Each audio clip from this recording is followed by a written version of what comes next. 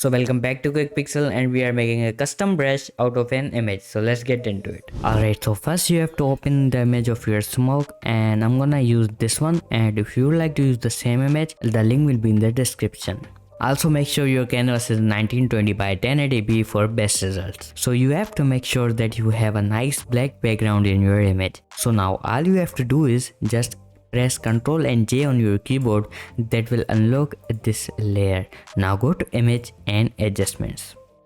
Also choose hue saturation and bring this all the way to -100.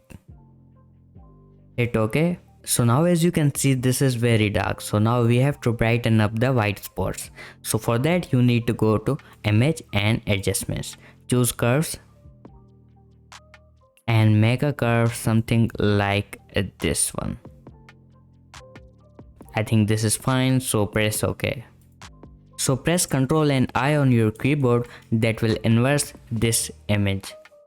So why we did that? Because Photoshop will basically take the black colors in your image and make them into a brush. So we are gonna do that now. Go to edit and define brush preset.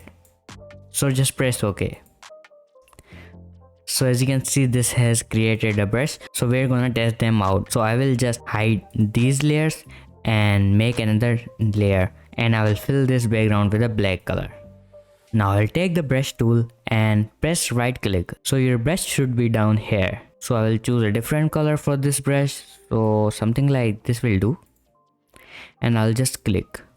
As you can see, the brush is working and it has no background as well. So that was it for the video. If you like to see more videos like this, make sure to subscribe and see you in the next one.